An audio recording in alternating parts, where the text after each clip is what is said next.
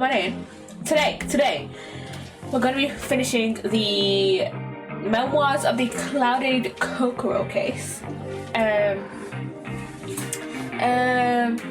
Last time, so it's yesterday, we suspected that Shamsbeh may have been attempting to kill Soseki by blowing on the gas pipe, and oh my god, why? By blowing up the gas pipe on the gas lamp that's in his room, and which can lead to the gas stove that's in Soseki's room going out, and obviously it's winter, so that could make Soseki freeze to death because it's a very cheap room that Soseki is renting. So yeah. I was gonna say, and then we also maybe implicated Olive Green as well, which I don't know why we did that, but it seemed to have worked. So I mean, she had some connection to the Gardeb building, to the Gardeb apartments, because she was in love with this guy called Duncan Ross, I think his name was, who died in the Gardeb buildings, potentially due to strychnine poisoning that may have been in the gas. And I'm doing a shit job of explaining this. I mean, we'll probably have a little bit of an idea I'll probably explain more of this when we get into the case and I see the evidence again. But he died because of the Gardeb building, and yeah, we have evidence connecting Duncan and Olive Green, and Duncan being connected to Mr. Gardeb. So yeah, let's get straight into the case. So I actually remember. Start to remember certain things about it, because it's been a little while since then. Joyful, jubilant jumping jacks.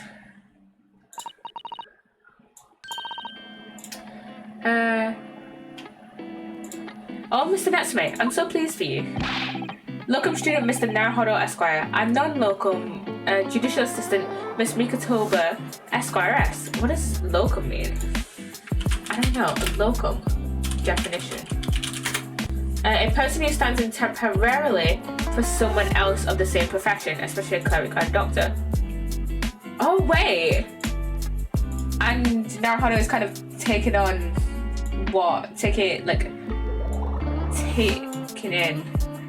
the possession, the position of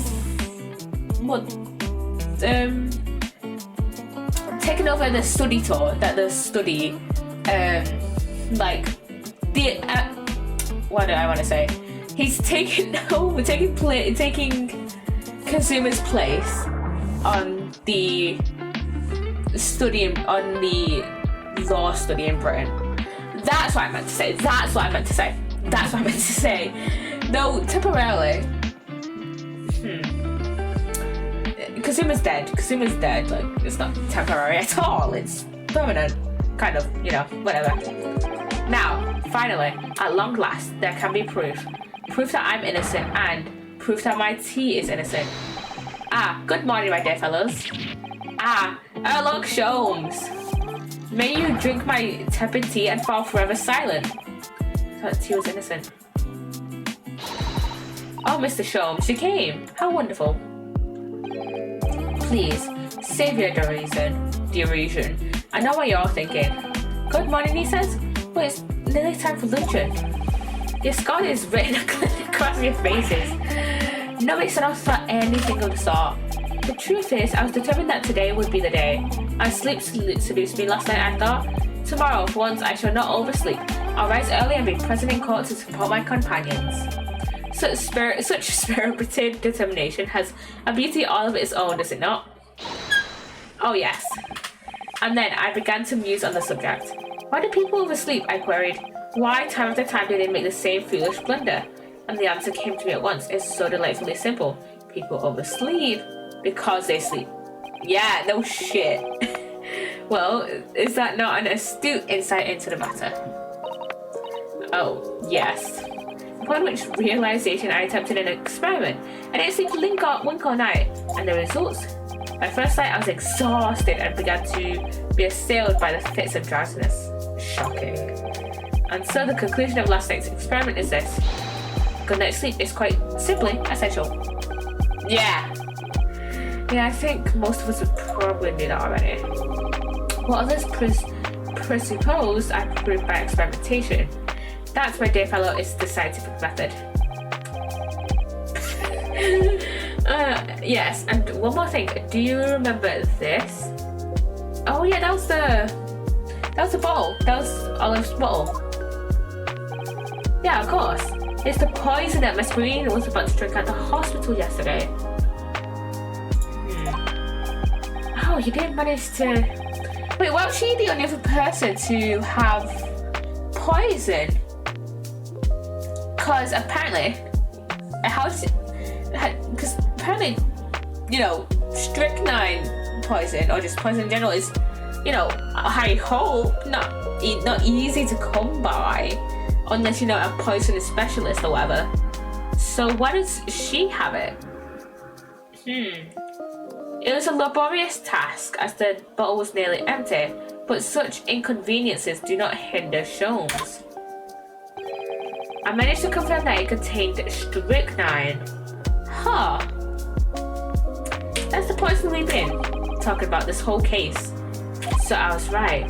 Perhaps, though of course, such circumstantial evidence doesn't prove Miss Green's guilt.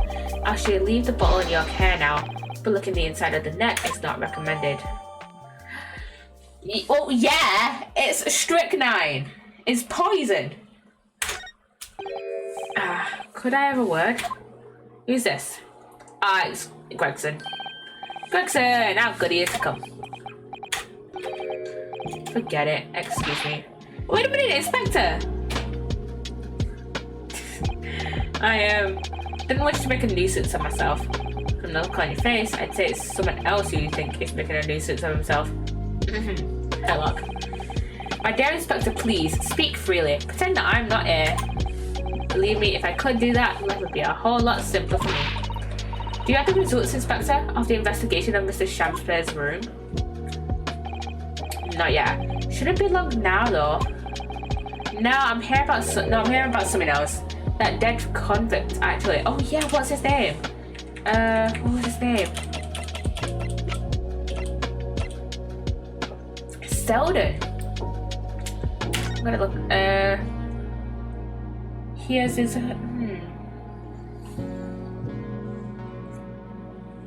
Manchester's Straightways prison announced the death of convicted murderer and burglar Selden by natural causes in the early hours of this morning. He had been suffering with fever since the end of October. Alerted by the shouts of his fellow cellmate, medical staff arrived to find him already dead before his capital punishment could be carried out. He was a murderer, I think. Yeah, he was murderer and burglar.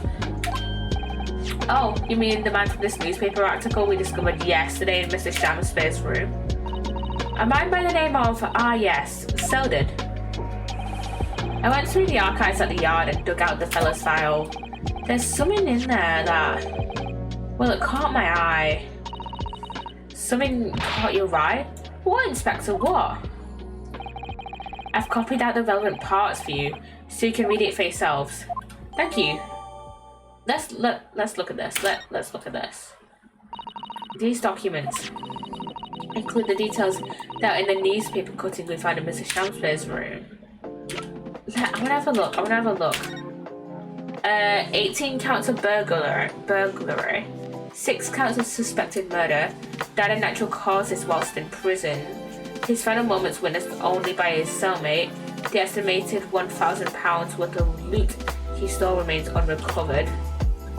And the stuff we just read that was found in Shamspear's room.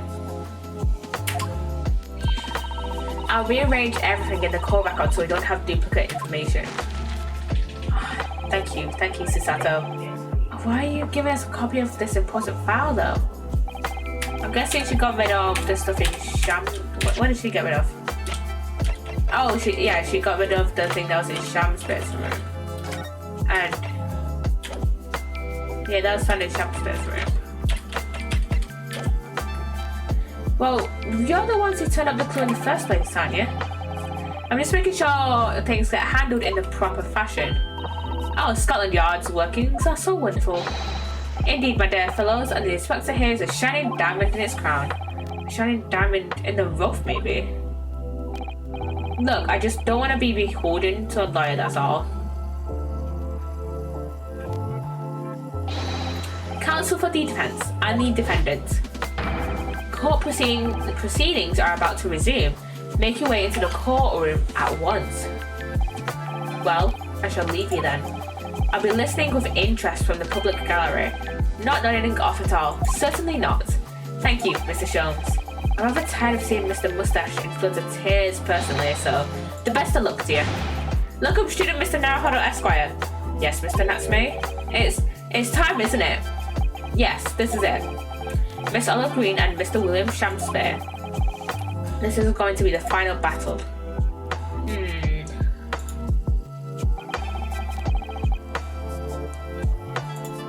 I won't really say Sasaki-san until I've exposed the whole truth of everything that's been going on. But it's all coming to a head now. You can do it, Ryunosuke. You have to. Let's go. 23rd of February, 12:30 p.m. The Old Bailey. Back in the Old Bailey. As if Ryunosuke ever canonically left. In the name of Her Majesty the Queen, I hereby declare this court to be in session again now.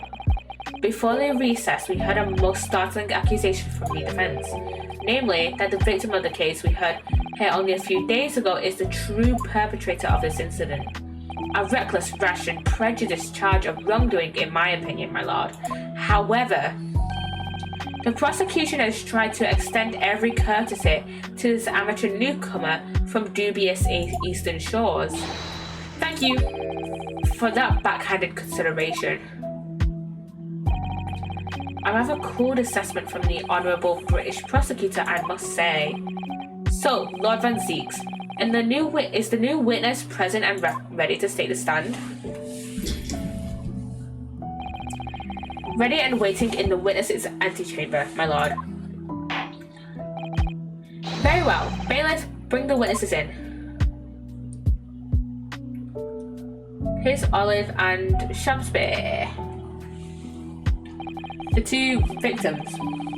Witnesses, state your names and occupations for the court, please. William Shamspeare, my liege. For mine occupation, I can say only that I be a tragic victim, to be pitied. Currently unemployed, in other words. I'm Olive Green. I'm a fledgling artist. Well, no. Not fledgling, really. A hopeless failure who's too weak-spirited to admit she has no talent, I suppose. Also, currently unemployed, in other words. Wow, Coterie. How the fuck do you say that? Coterie. How the fuck do you say that? Coterie.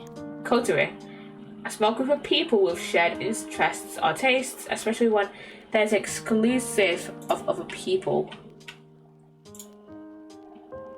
Okay.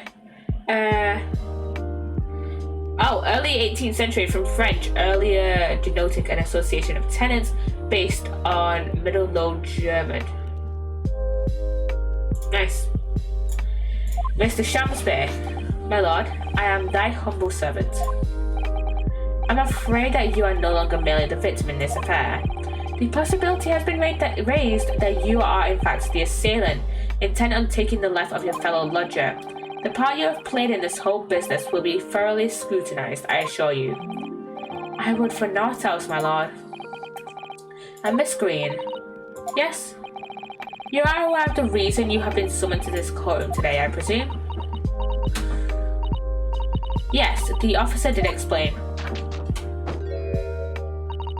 He said I poisoned this ridiculous buffoon.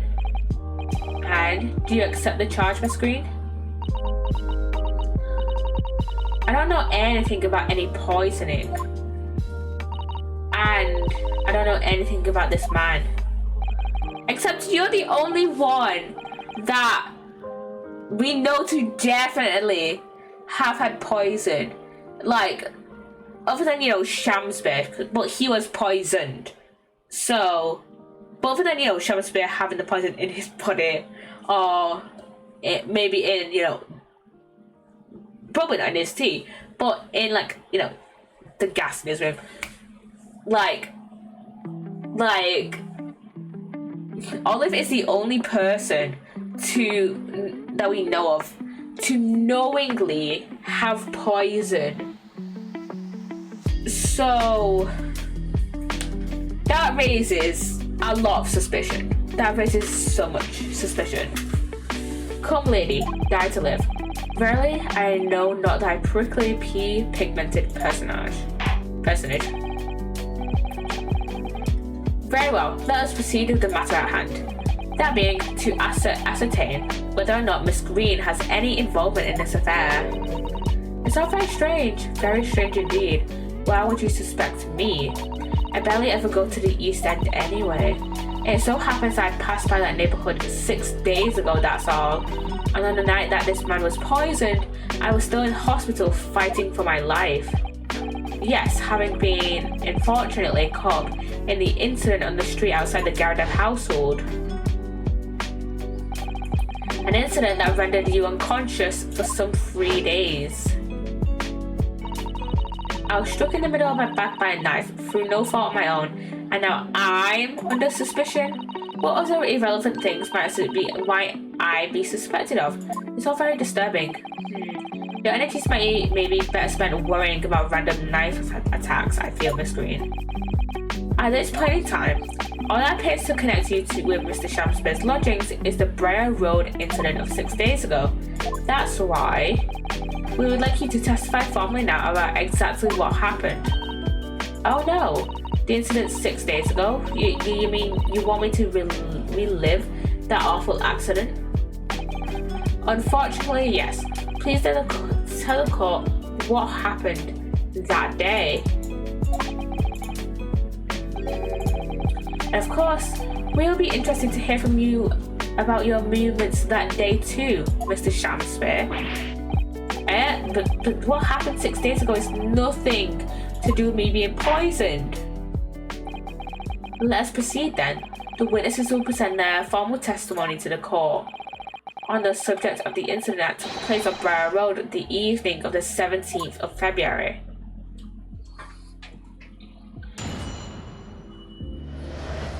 Witness testimony time. It was 6 days ago, at about 5 p.m. I was walking along in the snow when I was suddenly stabbed in the back. Coincidentally, it happened to be just outside the house where the men in this case have their lodgings. I was at the tavern on the eve of which thou speakst, for I have bespoke my supper. It was the first time I'd been in the area. I had a little matter to attend to, that's all. First time. But again, you were. Do you have the letter? I don't have the letter. I don't have the letter.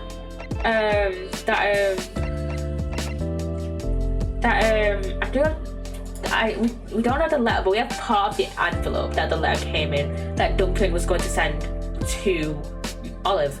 So we know something. We know he.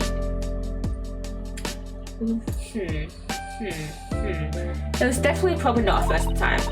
Anyway, I was admitted straight to hospital, so I knew nothing about all this business.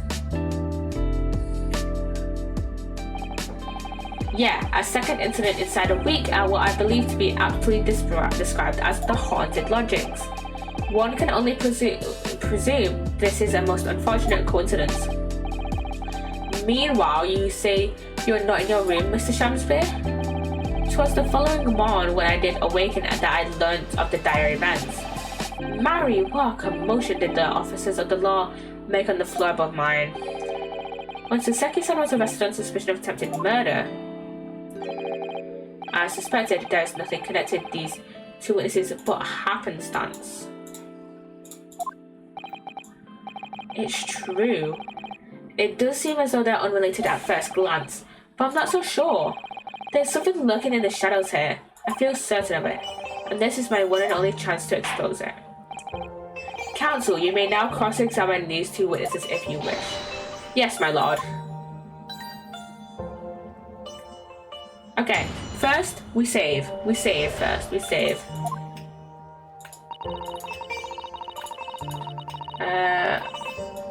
Options. Save.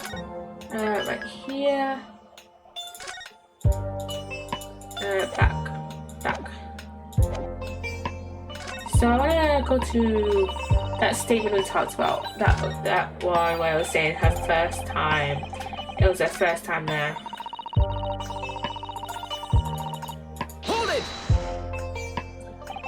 What little matter, Miss Green? Please elaborate. It was nothing really. It's not worth mentioning. Haha. If you remember, you mentioned it to us yesterday at the hospital. Ah, it was related to the card you were holding. Miss Green.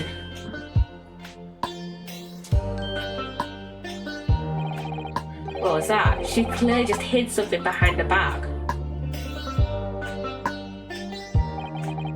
From memory, I believe the card contained a note that read, I have information regarding the death of Duncan Ross. What does that mean, matter? This has nothing to do with Duncan. Excuse me. Mr. Shamspeare, do you have something to share with the court, maybe? To be or not to be? That is the question. Pray forgive me. The great bard's words springeth from within me, with ne'er thought. Don't tell me. It's because you're possessed by Shakespeare's spirit, right? Hearing Miss Green's words a moment ago seemed to make you think of something. Something of relevance, perhaps?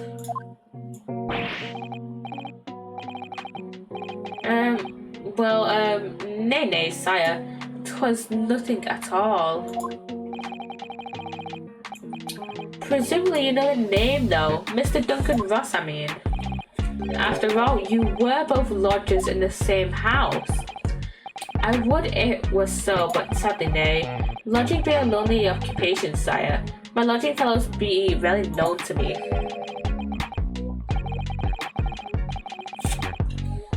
See, I haven't heard of him.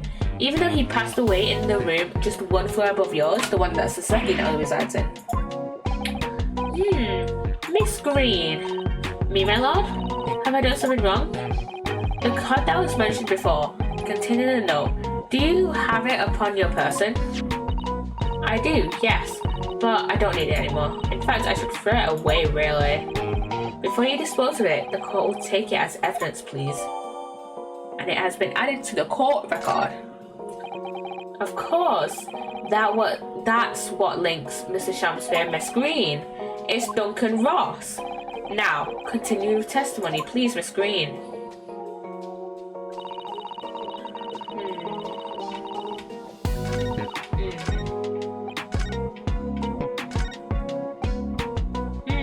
Hold it! Was he actually at the tavern, or was he actually the one that wrote the letter? At tavern, you say? Which one? 'Twas the slug and salad where I did tarry. 'Tis a jewel in the East End. Wasn't Olive also going to the slug and salad? From what I can remember, wasn't she also going there? Also, this is definitely a dig at how weirdly British pubs are named. A little unexpected, I feel. What do you mean, Lord Van Zeeks? The Slug and Salad offers unusually fine dining, for the locality at least. Not an establishment you'd expect to be patronized by a man with not even a crumb of bread in his room. It's true. The menu lists premium crusts of bread and glasses of water in different levels of cloudiness. I would have expected grubbery in the local vicinity to be more appropriate for your means. Watery soup and mushy peas, or rather soupy water and pea like mush. All equally appetizing. I just wanted to try some water in a different pub for once. What's wrong with that? How different can water really be? Or perhaps there's a more plausible explanation. A specific reason why he had to go to that particular establishment. Agreed. The fact that on that day of all days he dined at a place he wouldn't normally, it does stand out. So Mr. Shamspear's own actions on the day of the incident 6 days ago were slightly suspicious. I wonder if we have some evidence that can explain those actions. Yes, he was meeting Olive. Mr. Shamspear. Yes, sire? On the day in question, is it not the case that you visited the Slug and Salad, a place you don't normally patronize? For a particular reason? I don't know what you're talking about. Pray, if thou hadst some purpose, speakst. Very well. I will present the court with evidence. Evidence that explains why you had to be at the Slug and Salad that day. Namely... Okay, let's present the letter. Let me look. What it says.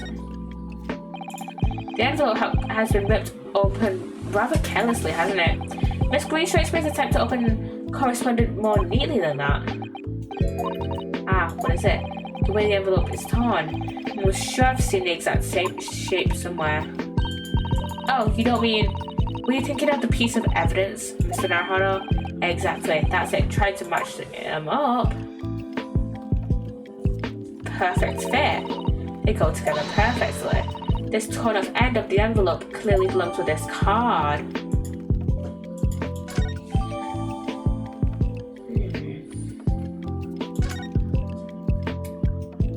Okay, can we specifically read it? I don't think we can. But I'm gonna present it anyways. Because how else would Shakespeare have been able to contact Miss Green to tell her to meet at a Slug and Salad? I believe this card reveals the answer. Good Lord, Miss Green's card, you mean? That's right, my lord. It reads... I have information regarding the death of good Duncan Ross. Come to the Slug and Salad on Briar Road at 5 PM on the 17th. Still might ever have to hire you, right? Don't tell anyone else about this letter or the meeting. It is a matter of utmost importance. Mr. Shamspear, your actions on the afternoon of Miss Green's stabbing are exactly as described in this note. Personally, I find it hard to believe that's a coincidence. Yeah, it's definitely not. It's definitely not a coincidence. Don't you, Mr. Shamspear? Well... Excuse me, can I say something? Yeah, Miss Green? That card was delivered to me. It doesn't have anything to do with this odd man, does it? Well, you'd think so, yes. But it's hard to believe it's merely... My lord, may I? May you what, Miss Green? I'd like to make something very clear about that card. Yeah? Very well then, you may amend your testimony to include details about the peculiar note. This note was delivered to me at my address. It's nothing to do with the odd man next to me here. Well, the torn off bit of that same envelope was in Shamspear's room. Objection!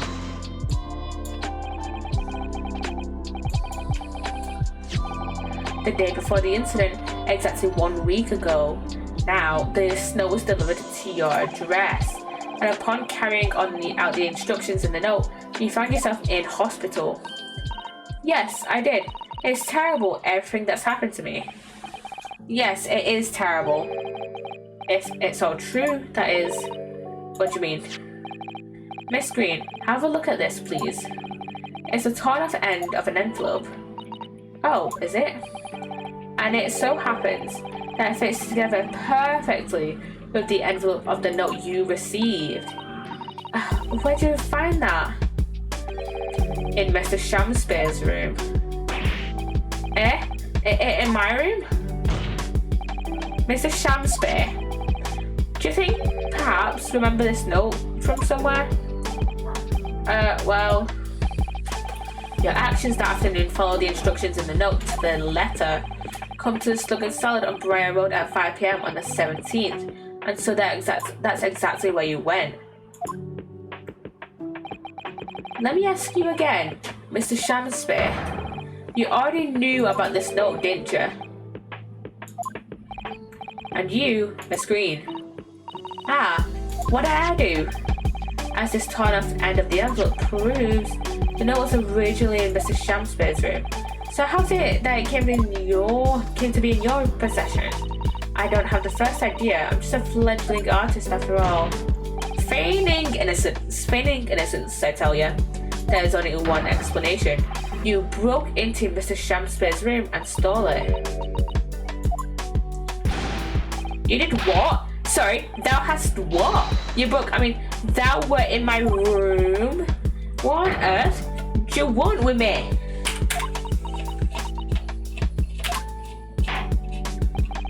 It would seem that both witnesses need to testify again.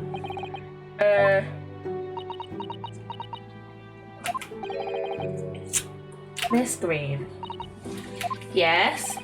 Well, do you have the court's sympathy, I'm sure, for the suffering you've endured in recent events? Anyone found to be giving false testimony in the court of law will be duly punished.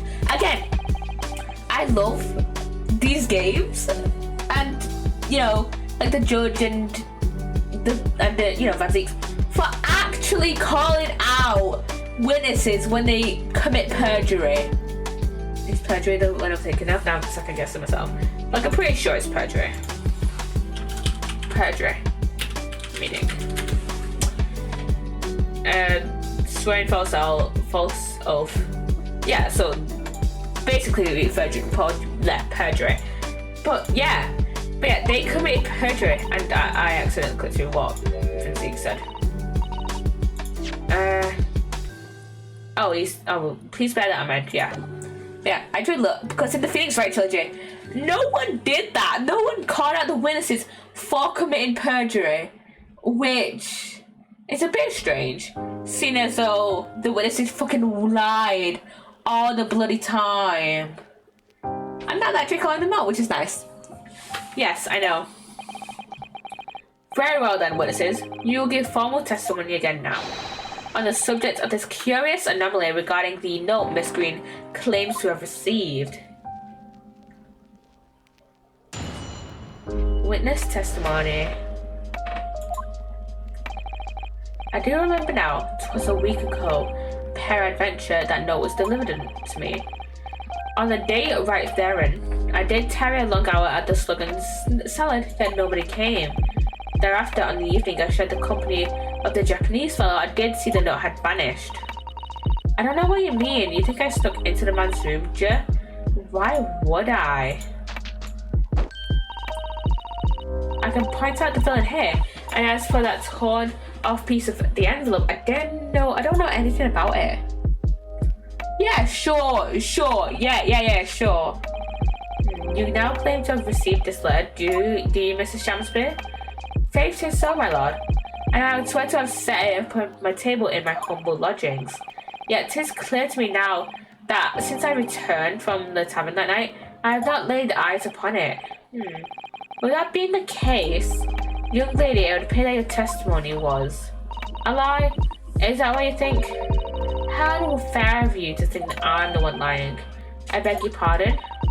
I'm just a fledgling artist, as I said, and fledgling artists don't lie. Yeah, that's bullshit.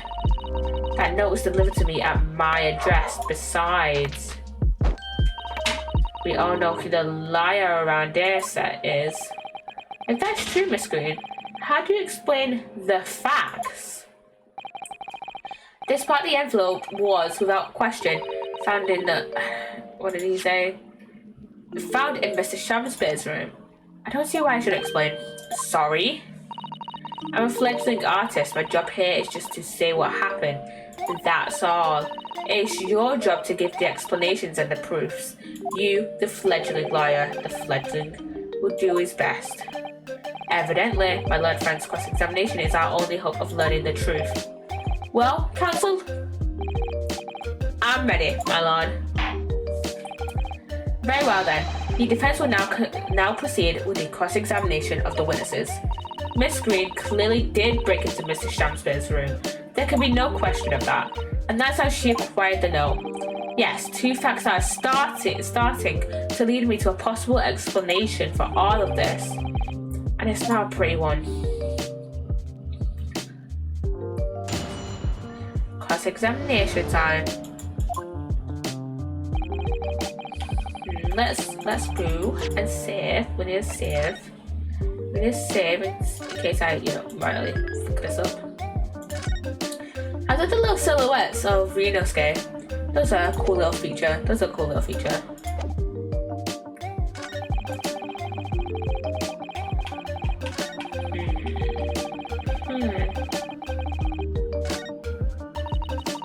Maybe you think I stuck into the man's room, do you?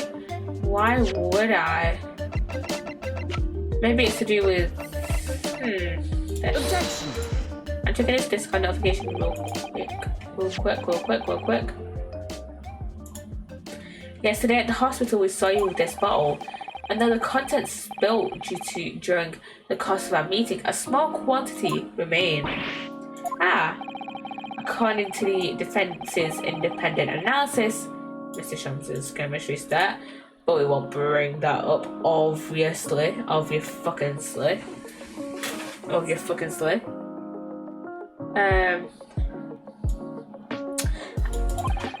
The liquid that was still in the bottle was identified as strychnine.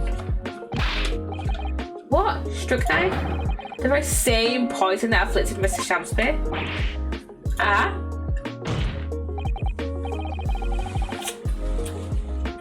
Miss Green, you broke into this man's lodgings for one reason and one reason alone: to cover the end of the pipe that feeds the gas lamp in Mr. Shamspeare's room with poison. Can this be? You broke into my room too. It may seem incredible to the court, but from the remaining clues, there is only one logical conclusion that we can reach. The person who attempted to take Mr. Shamspeare's life with poison was you, Miss Olive Green. Oh dearie. Me. I mean, the timeline doesn't completely match up, but we'll have to see. We'll have to see how it all unfolds. Order. Counsel, are you seriously suggesting this woman put poison on the end of the gas pipe with intent to kill? Yes, my lord. There's no other way to explain the facts. But if Miss Green did intend to did indeed set this odious trap 6 days ago, and the victim had she put it. Yeah, that makes slightly more sense. I was thinking she put it in the day he was, knocked unconscious. But no, 6 days ago. Yeah, that makes sense. Yeah, I didn't realize the fucking timeline. And the victim had put his mouth to the pipe that very evening, as expected. The attempted murder would have happened 6 days ago, surely. Well, it's a very good point. Perhaps not, my lord. I beg your pardon? There was a significant police presence in the area that evening on account of the incident on Bryan Road. Local residents were being interviewed throughout the night as a part of the ongoing inquiry. A circumspect criminal would likely have chosen not to carry out any wrongdoing at that time. Lord Van Zeeks. And of course, the following morning, there was more activity at Mr. Shamspeare's address. More activity? Ah, yes. You mean his fellow lodger, Mr. Natsume, being arrested on suspicion of murder? That's right, and as the defence has already proposed, Mr. Shamsbury was meddling with the gas in the pipes for a very sinister reason himself, to cause the gas stove in Mr. Natsume's room to go out, thereby I could say it yesterday, why can't I say it today? Asphyxiating the occupant. Asphyxiation. Yeah, I'm gonna look it up how to pronounce it. Asphyxiate. Asphyxiate. Asphyxiate. Asphyxiate. Yeah, asphyxiate.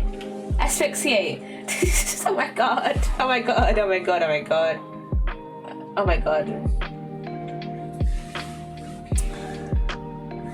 But once Mr. Natsume had been arrested, his room was under constant surveillance by the police. In the circumstances, Mr. Shamsbury had no reason to blow air into the gas pipe. His intended victim being in a prison cell. With the need to tamper with the gas removed, the poison on the pipe lay dormant. And then, 3 days ago now, the situation changed again. Right, Mr. Natsume's trial took place here at the Old Bailey came to an end. The trial in which the man stood accused of stabbing Miss Green in the back, but was duly acquitted. That resulted in Mr. Natsume returning to his lodgings for the first time in 2 days. And that very night, his gas stove mysteriously went out and Mr. Shamsbury was mysteriously poisoned. Mysteriously. In conclusion, the poison that was present on the mouth of the gas pipe had been put there in the victim's room some 4 days earlier. Mary, whatever you fucking said. With that new understanding, it becomes clear that this letter was all part of the plan.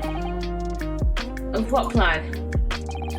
The court will recall that the note gave instructions to visit the Slug and Salad at 5 o'clock, and that the recipient should tell nobody else. The reasons for those instructions are now clear. To ensure that the lodger would not be at home at the stated time.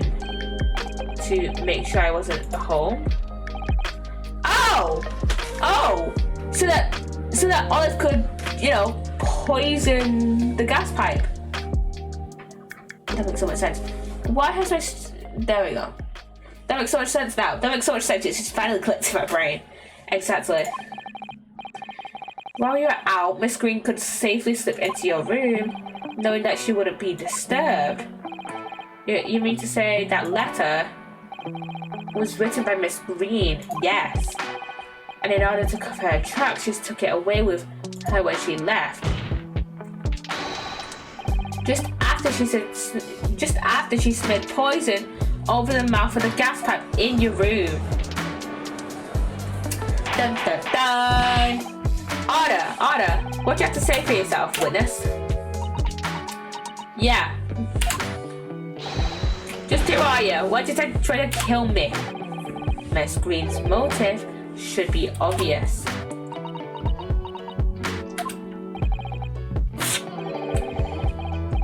It's all tied up with someone whose name we've heard several times already during the course of this trial. So that's what's behind this. You will share your apparent understanding with the court, please, counsel. Which person is behind this woman's motive for the attack on the victim's life? I'm gonna say Duncan Ross. That's right. Before the defendant, Mr. Natsume, took up residence in the lodgings at Mr. Garadab's, somebody else was renting the room. Mr. Duncan Ross. I knew I heard the name somewhere else. It was all over the papers a month ago when the man died in strange circumstances at the haunted lodgings. That does bring a vague... of course, yes. Now, I remember now. The young man they claimed was strangled by the convict's curse or some such. Sadly, my lord, it wasn't a curse of any kind. nor was it an accident. The man died as a result of Mr. Shamspeare blowing into the gas pipe and causing gas to leak into the room. It was murder, plain and simple. Oh my god. Oh my god. Well, what do you know? The world is so unfair. Curses, curious deaths. That's all people care about. If it's an interesting story, they want to know. It doesn't cross their minds that real people are involved. And once they're bored, just 1 month later, once the story's lost its appeal, everyone's forgotten them. You mean Duncan was... Mr. Ross was Miss Green's fiancé. A fiancé? You may not have known until now who Miss Green really is, Mr. Shamspeare. But she's known exactly who you are all along. Because you're her sworn enemy, the murderer who took the life of the man she was to marry, to the man of her life she was gonna marry. Miss Green. Is it not the case that in order to exact revenge on Mr. Shamspeare, you smeared poison over the end of the gas pipe?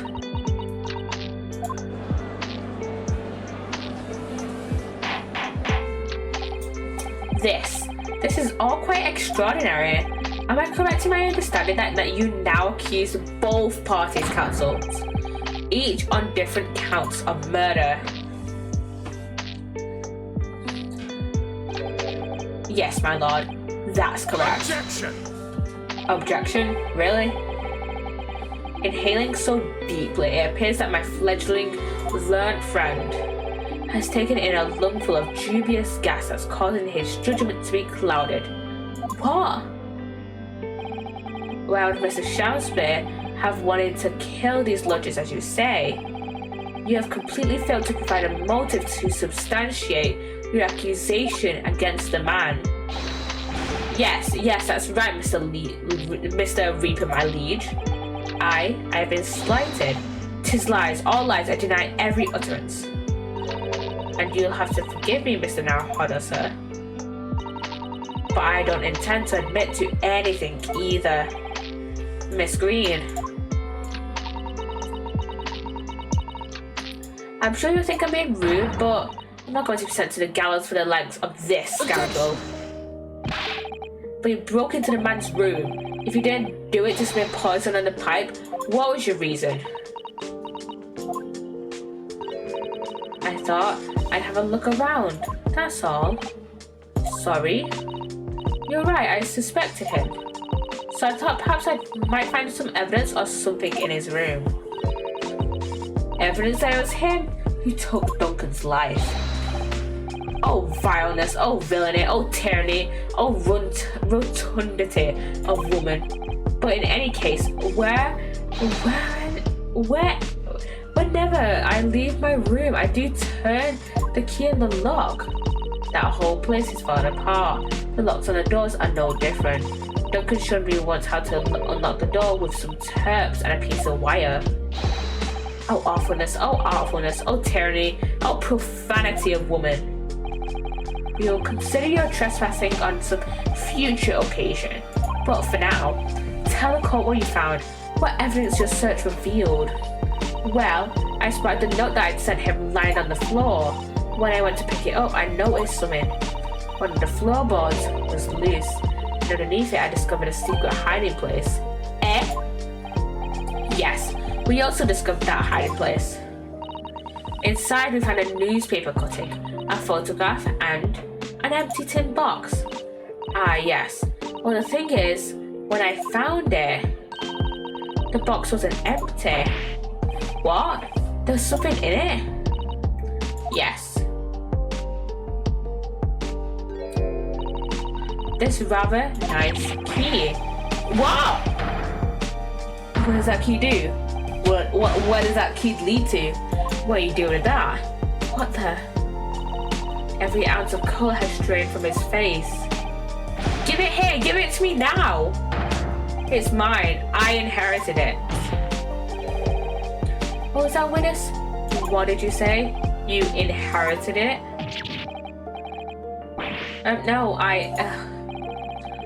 What's all this about? He inherited it. What can I say? Inherited that key. It was obviously important to you since you'd gone to such lengths to hide it. So I took it. I don't know what it's for, but it took something precious from me, so I took something precious from you. So what if it means you can't open something now? I don't care. Give it back to me this minute. Give it to me. Calm yourself, witness. So Mr. Shamsbury tried, and in one case succeeded, to take the life of 2 lodgers now. Yes, his motive for doing so is the key to everything that's happened. It's true that there appears to be no motive to support the accusation against Mr. Shamsbury at first. But considering everything we know now, I think there is actually something that could explain it. What? I need to recall every piece of evidence at our disposal, everything we've seen and heard, because I'm sure that I just got a glimpse of the link that runs through all of these events. In that case, counsel, I must demand that you present evidence to the court in support of your claim. What is it that you say you can explain the motivation for Mr. Shamsbury's alleged crimes? There's only one piece of evidence I feel like would fit, and that is this. Take that! That's an official police report, is it not? The Selden file? How did you get a hold of that? Selden? The now sadly deceased Mr. Ross and the defendant Mr. Natsume have only one thing linking them, the fact that they had lodgings in the same room. Well, yes, we know this certainly. A room that was formerly occupied by Selden until, that is, he was arrested by Scotland Yard for his involvement in multiple burglaries. I see. And it so happens that the convict Selden left behind one very substantial mystery when he died. There's some £1,000 worth of loot that he stole, which as yet remains to be found. Ah, yes, of course. It's coming back to me now. It's written in his file here. £1,000 lost en route to hell. That was how the papers summed it up. And it seems that one particular fellow inmate was with the convict in his final moments. It's not hard to imagine Selden entrusting that inmate with his most closely guarded secret, the location of the stolen loot, and perhaps a key to unlock whatever container the valuables were in. You mean this key is? And why if he's wearing some of those valuables? I mean, why would he wear some of the valuables in, a very cheap place? But what's £1,000 in? What's the conversion? 18. Time money converter. Time money converter. So we're gonna do place limit to year. So I'm gonna go with my usual year, 1890.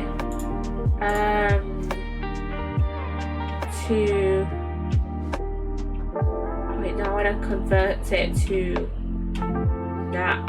I want to convert it to inflation calculator. Can I go back as 1890? Yes, I can. So £1,000 in 1890. What? Oh yeah, I did 5 minutes. In April 2024 is £107,350 and 10p, which is a lot of fucking money. That is a shit ton of money. I could buy a house with that money.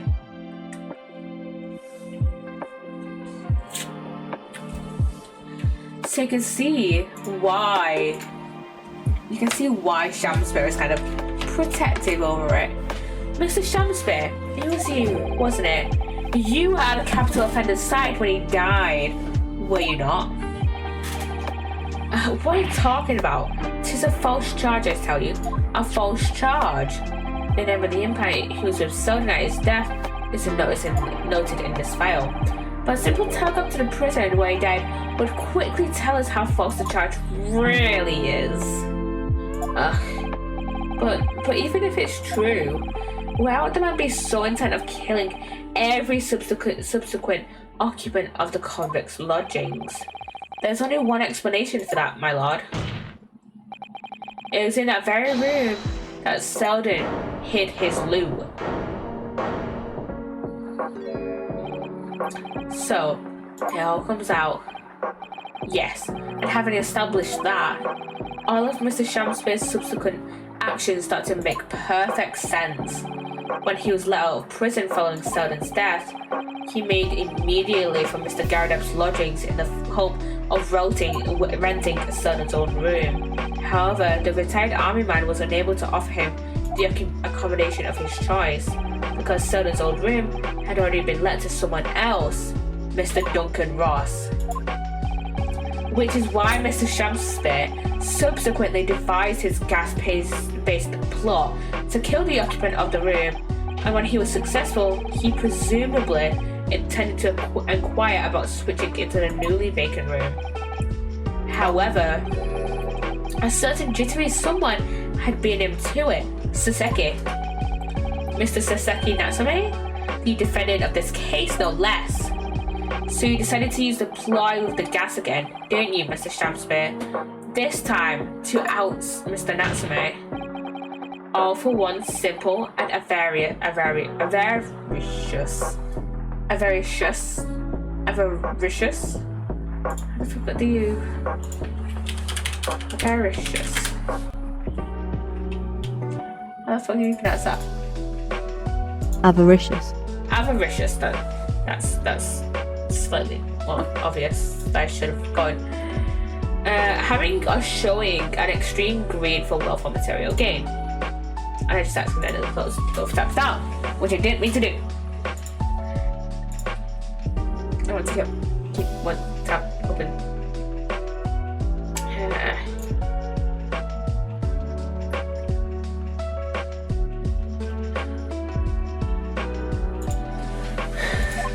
To get your hands on the £1,000 of loot left behind by the dead convict.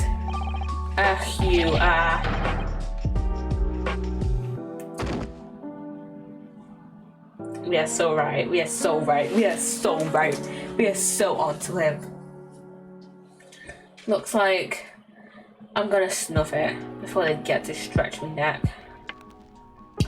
Listen, I want you to have me loot. Anything to stop the coppers getting their mitts on it. It's in the room where I was lodging when they got me. This is the key to it. Take it. Always stay one step ahead, mate. See you in hell, I guess.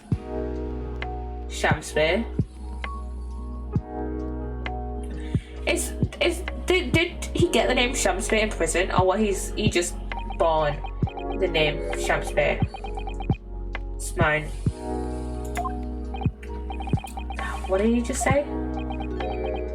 It's mine. That loot is mine.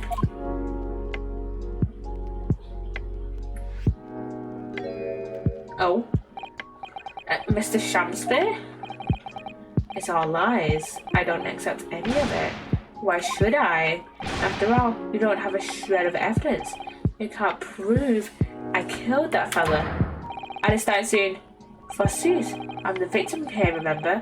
Isn't that right, ladies and gentlemen? If I don't admit to it, there's nothing you can do.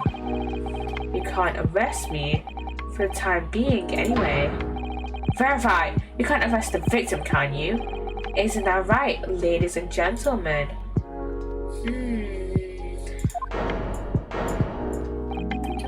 I'm so close. I just need a few more hours. I swore to myself that I'd get my hands on it, and I can almost taste it now. Do you really think I'd just give up? There's no question in my mind now. This man is guilty through and through, but he seems so utterly intoxicated by the idea of that loot. I'm afraid that however hard you press him, he'll never admit to what he's done, Mr. Naruhodo. There is a way. Pardon?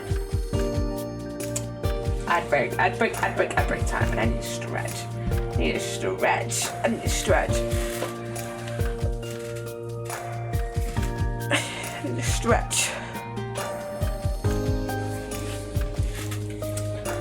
So crazy, right?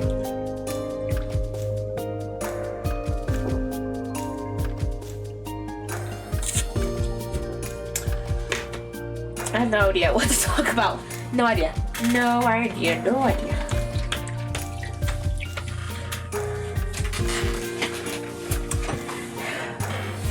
Damn, I love this game. Damn, I love it. And this is the second case. We have the third case coming up in like 2 weeks. Because next week we're doing... Well, it's next week. Because we're doing the third case of Apologistics this week. Welcome back, everyone. There's one way I can finish him. No. He's already committed the most heinous crimes to get his hands on that loot. Which means all we need to do is find it first. A fine plan, were it not for the fact that the police thoroughly searched the room following the death of Mr. Ross. If it's there at all, it must be very well hidden. Indeed. Without conclusive evidence, I certainly cannot rule. If only there was some way we could find the convict's loot quickly. This is the final piece in this complex puzzle, but I think we might have it in our possession already. Or rather, I think we may have something that can help us find where the loot is. My lord. And what did he say? What did the lord say? What did the judge say? Yes, counsel. Also, I have forgotten what the judge's name is already, and we only found out last case. I'm gonna look up what the judge's name is. Judge. Wait, sorry.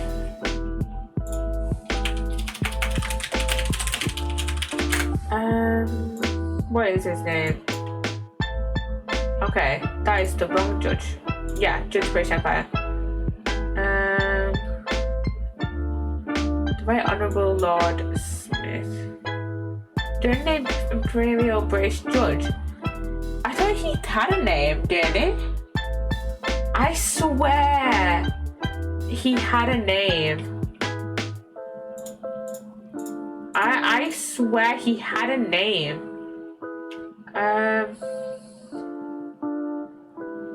I thought he had a name. Oh no! It was the other judge. It was the judge from Japan. Seishiro Jigoku. Oh yeah. Because the first case of Great Attorney resolved was playing as Susato, and he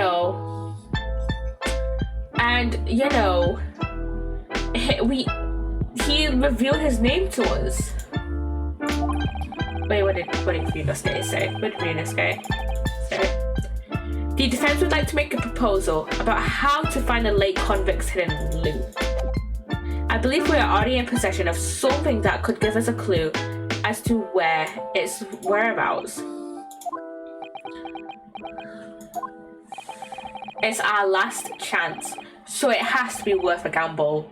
Besides, we've used the same technique once already, and it's definitely paid off then. Very well then, counsel. Let the court hear your idea. What do you propose we can use in order to locate the hiding place of the deceased's convict hall? There's only one thing left. Take that! If I'm not mistaken, those are Mr. Shamsford's handprints on the walls of his lodgings. That's right, my lord. Exposed as a result of the defense's independent investigation of the scene. Based on a wonderful new discovery in the field of forensic science by the great detective, Mr. Sholmes. A great detective? Is that some kind of joke? Hey there, looking for that, but have an amazing stream. Why, thank you, Vaporeon. Welcome on in, Vaporeon. Do you think I'm going to be daunted by a man with such a ridiculous title? You should think the great Bart ought to recognize such a title when he airs one, Mr. Shamspeare. Here he is! Alok! Perhaps we should compete for the honor of most ridiculous title. Ah, 'tis Sherlock Sholmes himself. What are you doing here, great detective?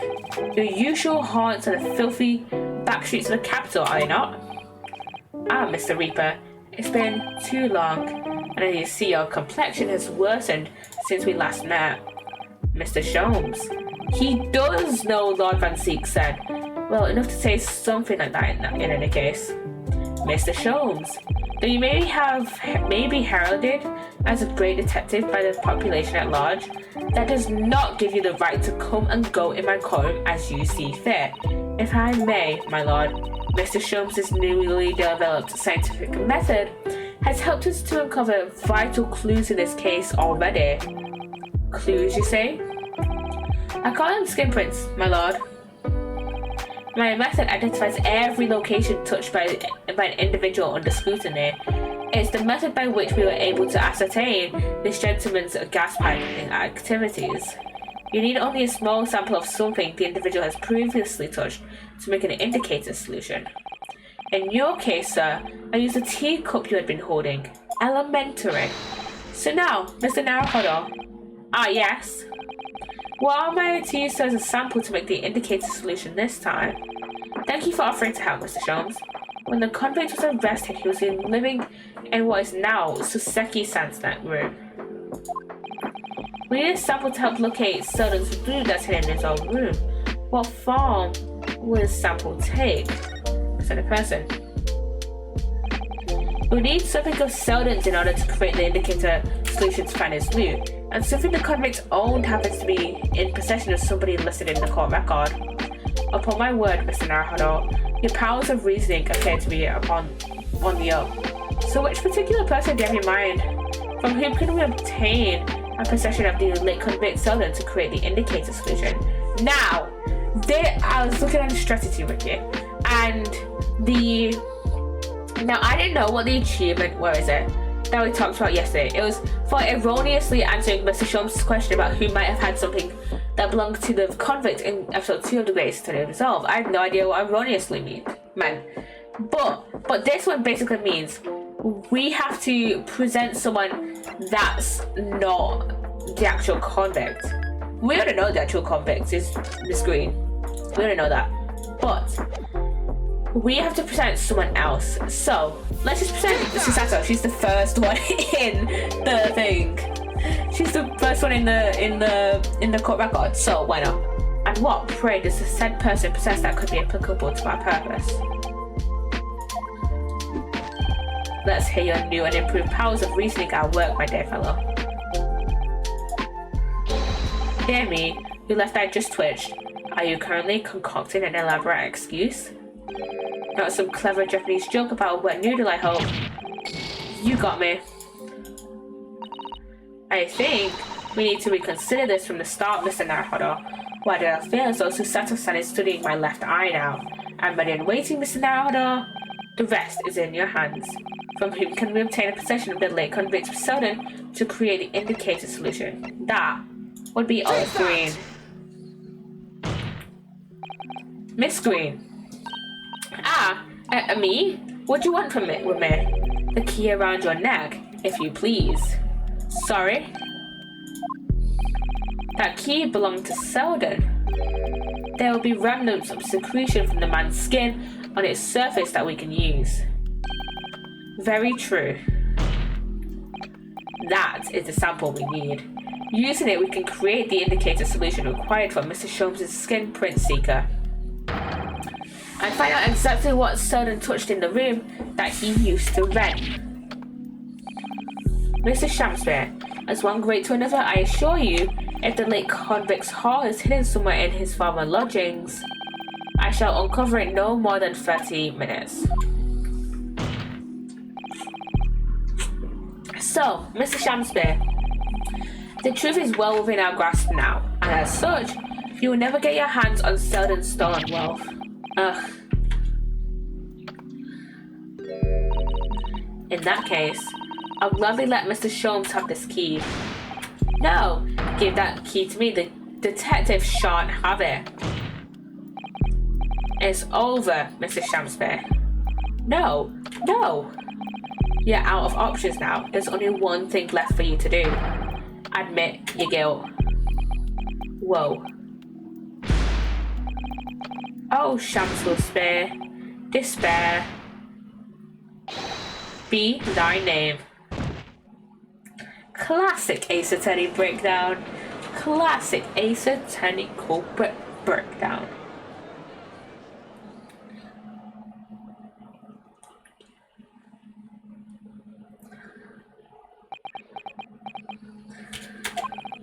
I never intended to kill the man. I just wanted to drive him out of the room, that's all. So you'd have time to find the convict's haul of stolen goods. Yet after you'd killed the young man, you still didn't move into the room. I asked the landlord, of course. I pleaded with him, but he refused. Why? I was 3 months behind with the rent, for one thing. Mr. Garda really has had a lot to put up with. And he had the gas repair work done immediately afterwards, putting the room out of action for a while. And then this Japanese man swooped in at just the right moment to sign the new lease. Poor Mr. Natsume, what unfortunate timing. Then, 5 days ago, after the incident on Briar Road when the Japanese man fellow got himself arrested, I thought I'd finally have my chance, but it wasn't to be. No, the scene was sealed off and guarded by the police night and day, and if I remember rightly, Mr. Sholmes spent the whole day in there reading books. I couldn't even enter the room, let alone search for the loot. Which is why, on the day Mr. Natsume was acquitted and returned to his room, you once again tried your trick of blowing air to the gas pipe that feeds the stove into his room. Unbeknownst to you, however, that action would lead you into a deadly trap.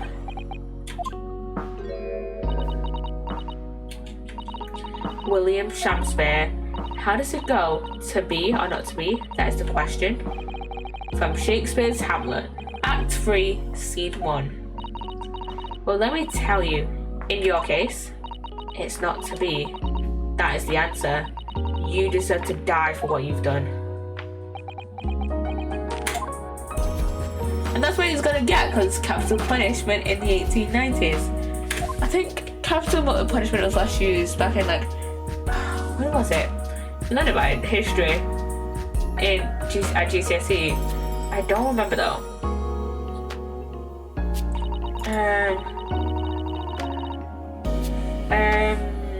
When was capital punishment abolished in the UK?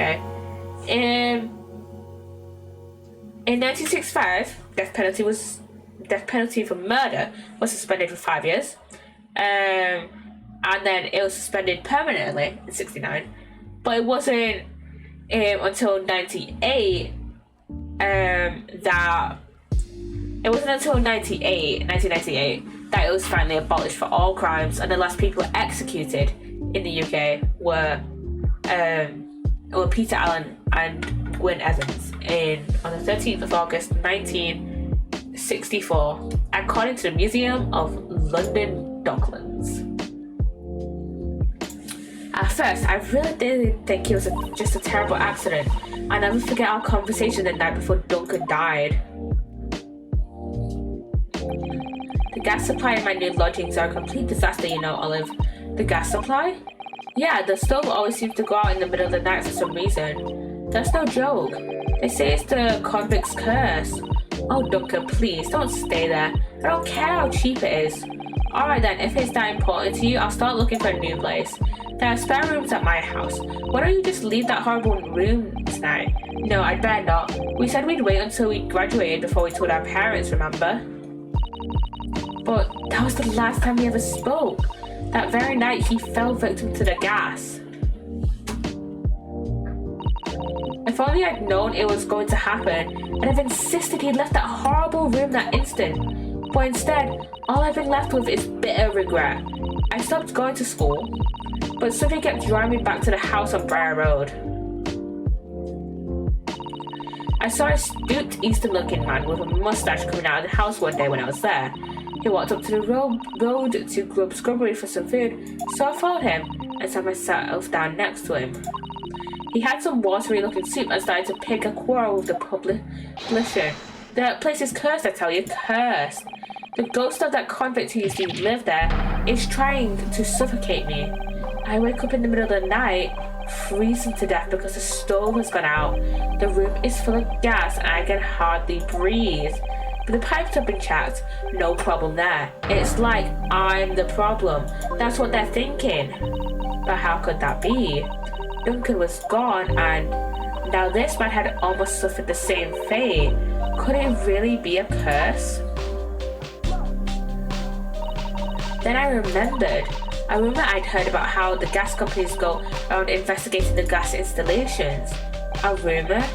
Oh, you mean? Yes, everybody's heard the stories it seems, about how they go around checking the pipes. How anything connected to the gas can be extinguished by blowing air into the pipework. That's when it started.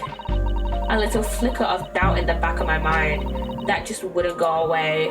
Was it really an accident though?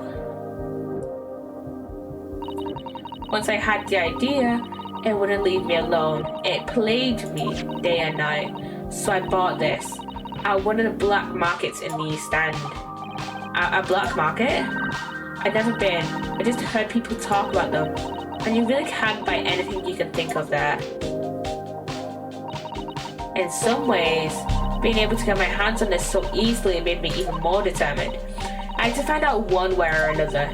Was Duncan's death an accident? Or was it murder? And your chosen method for establishing the truth was simple, but highly effective. Smear poison on the gas pipe you suspected the man of tampering with, and wait. If Mr. Shampspeare was innocent, nothing would come of what you'd done. But if he was guilty, he would pay for his crimes daily. I found out the name of the man I suspected, William Shampspeare. And then I wrote him this little note. I have information regarding the death of Duncan Ross.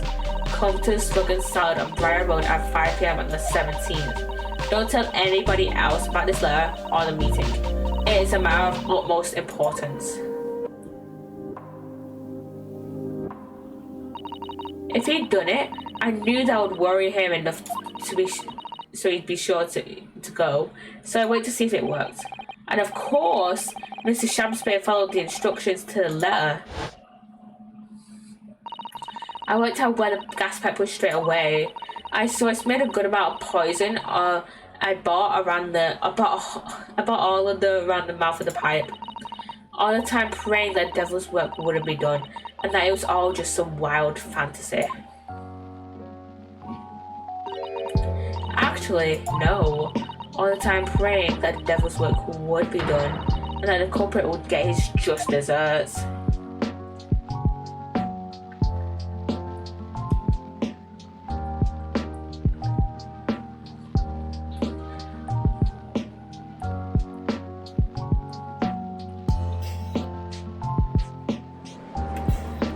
Da, da.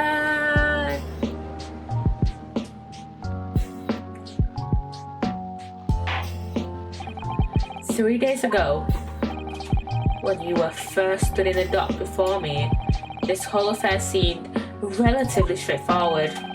Yes, my lord. I certainly never imagined the depths of depravity that we should subsequently find lurking behind the scenes. It has been a long road, my Nepalese friend. Oh, yes. One I certainly didn't envisage walking with you. Nevertheless, together we have reached the light at the end of the tunnel, as it were. Miss Green. Yes, my lord? You will henceforth be stripped of your freedom, as punishment for the attempted murder of Mr. William Shamspeare. Yes, I know. And you, Mr. Shamspeare, you will be tried for the same murder, for the murder of the Mr. Duncan Ross in cold blood, and the subsequent attempted murder of Mr. Sasaki Natsume here present.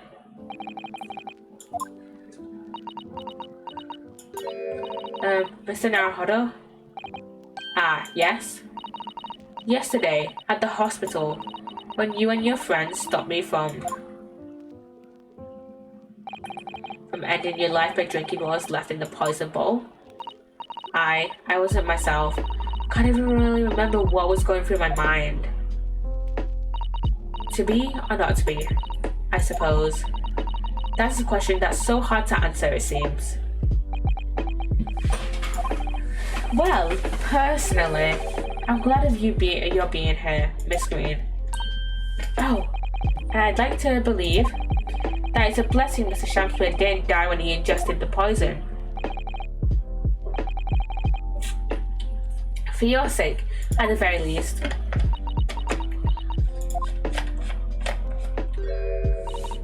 Because of you, I chose life, not death. And now you've made the truth come out at last. Really, I can't thank you enough. Oh, Miss Green. Mr. Sasaki Natsume. Yes, my lord. The court declares that you are exonerated from all blame in this matter. Accordingly, I would call upon the ladies and gentlemen of the jury to present a verdict of not guilty. We are in full agreement, my lord. In that case, I hereby declare the defendant not guilty! Ooh! Ooh! Ooh!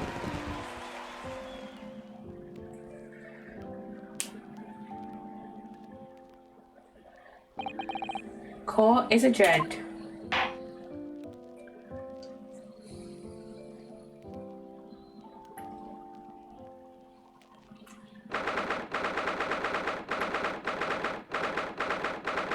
Back in the defendant's antechamber.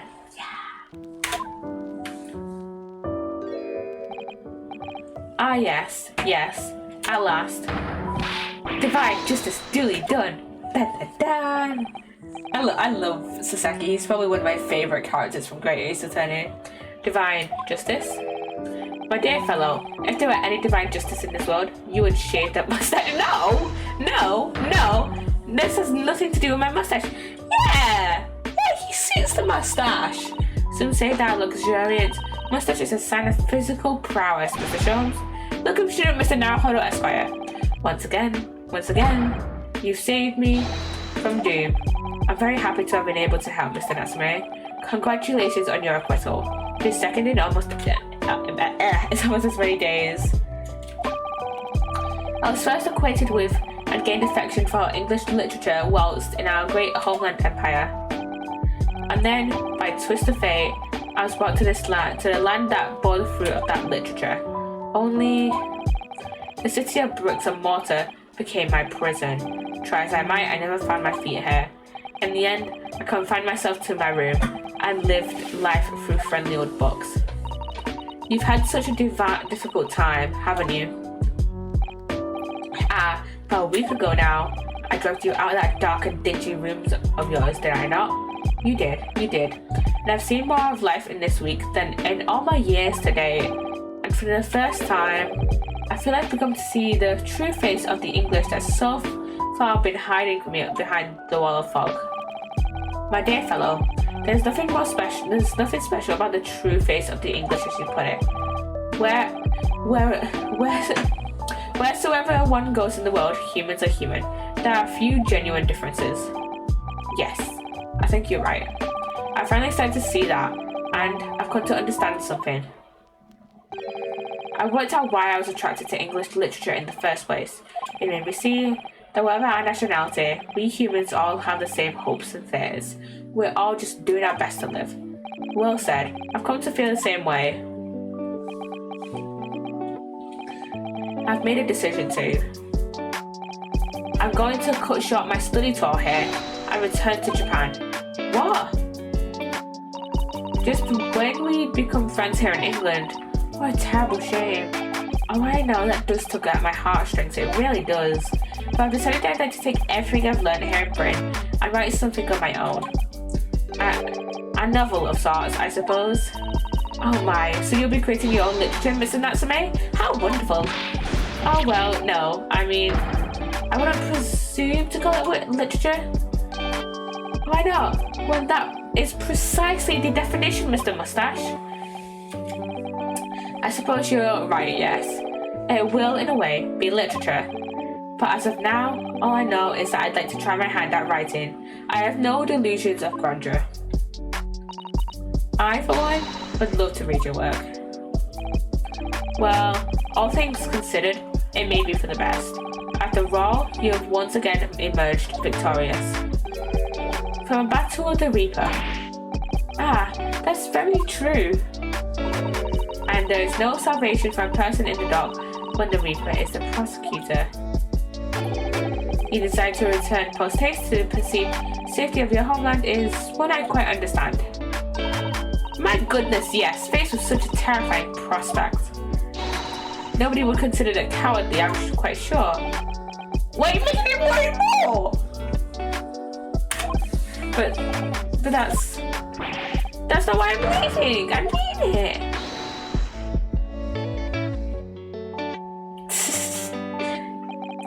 And that was the case that we found ourselves embroiled in 6 months ago now. Saseki-san did indeed return to Japan, and so made a report about both cases to the government. It was on reading that report that Professor Mikotoba was prompted to visit the scholar, and barely any time later, Susato-san was given the news that she must return to Japan as well, on the back of a telegram stating falsely that her father had fallen gravely ill. The only possible explanation that comes to mind is what happened after the trial on the following day, the day that we uncovered the loot, hidden by the now deceased convict in his former lodgings.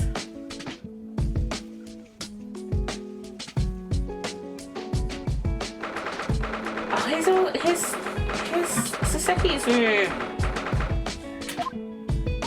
Oh, well done, Mr. Sholmes. How simply marvellous of you to uncover the secret hiding place in just one day. Wasn't it supposed to take 30 minutes? As I believe I told you, my dear fellows, skin prints are extremely useful in such situations. Wouldn't you agree, Gregson? He's just munching on his fish and chips. Gregson's been happily munching in agreement this whole time, you know, Hurley. Happily? I think perhaps humorlessly might be closer to the truth. So, it transpires the man fashioned a hiding place in the ceiling.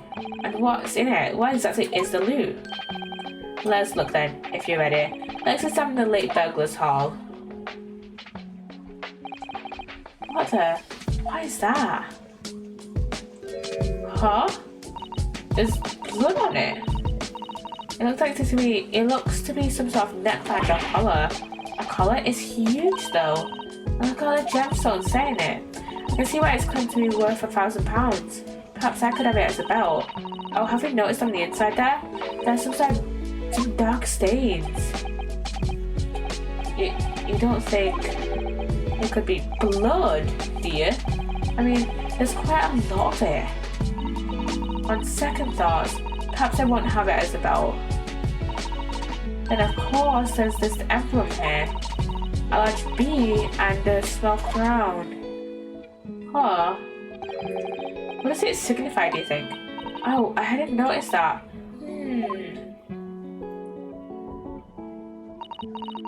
I feel as I've seen that emblem somewhere before, you know. Where could it have been? That's enough of that, I think. What? What's the matter with Mr. Sholmes? Oh, the colour has drained from his face. Yeah. He's rarely ever serious, so... Which is, you know, kind of concerning. Well, Inspector, I believe you ought to be taking this, aren't you? It could be valuable evidence after all. It must be kept safely under lock and key. Ah, yes. Get your grubby hands off that, you lot, and hand it over now. I've never seen a collar that large before, and all those jewels certainly look to be extremely valuable. But that's not what stood out to me the most to me. At least, not once I noticed it. Those dark marks on the inside of the collar, those stains, could they really have been blood? Well, that was a funny case, wasn't it? But it's all buttoned up now. And you look very pleased, Iris.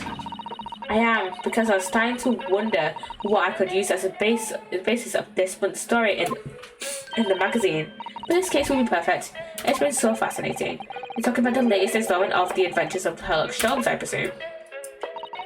The mystery of the knife in the midst, and the mustached man and the convict's curse, perhaps. I'm gonna sneeze.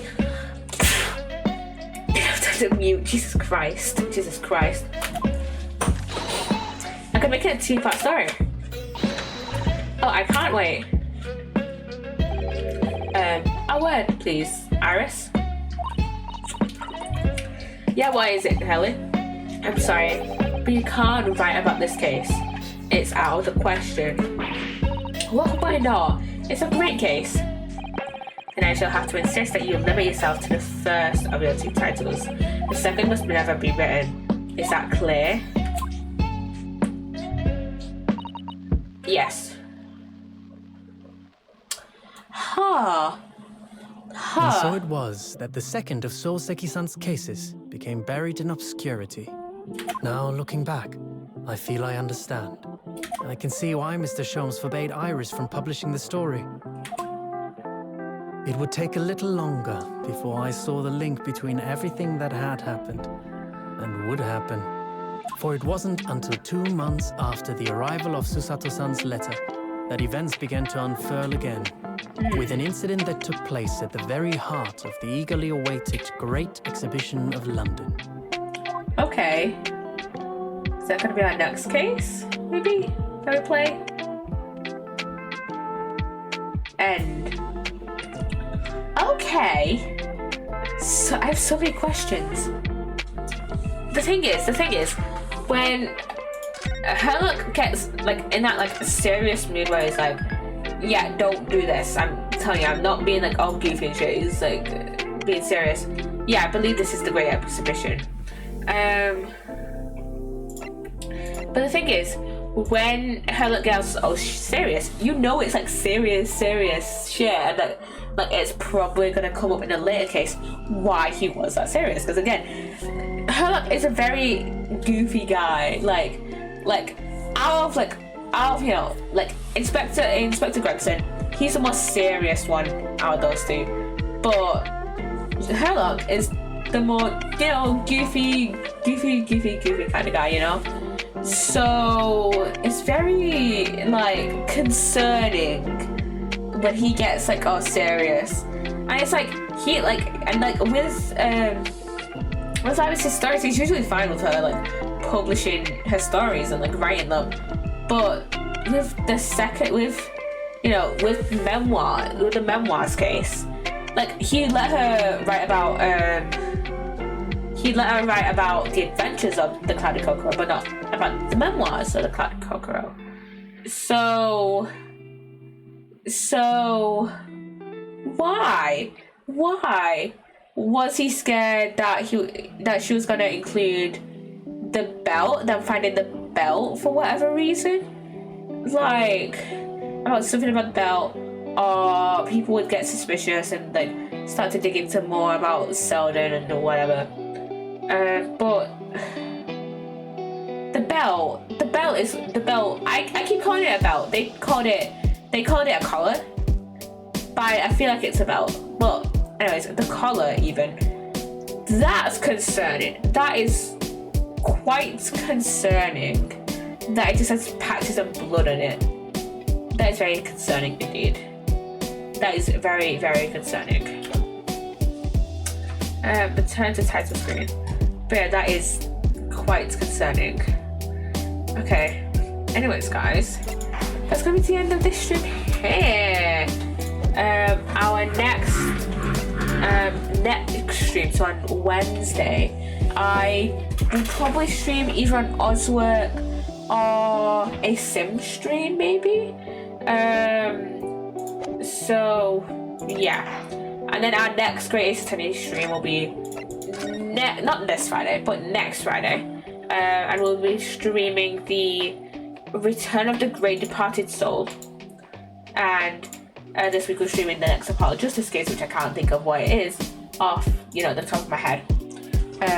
Yeah, I hope you enjoyed the stream, and we're gonna go raid out. We are going to go raid out to. We're gonna go raid out to.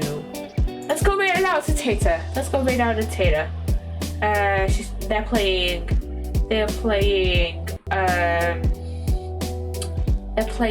Phasmophobia. So yeah, let's go raid Tata. Let's go raid Tata. / raid Tata Queen 89. Yeah, go enjoy all the spooks that you're gonna have with Phasmophobia, with the funny ghosty game. All my socials will be down below in the about me section with the commands. The commands are all down there down there as well. And yeah, streaming Wednesday 8:30 p.m. BST /GMT +1. And yeah, I shall see you guys all on Wednesday. Bye guys. Raid.